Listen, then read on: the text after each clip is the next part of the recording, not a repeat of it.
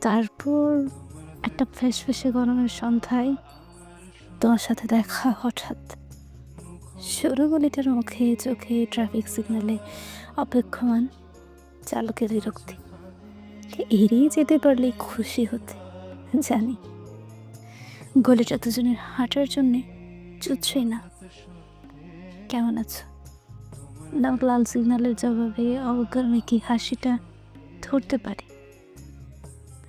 অপ্রস্তুত হয়ে পা চালায় তড়িঘড়ি।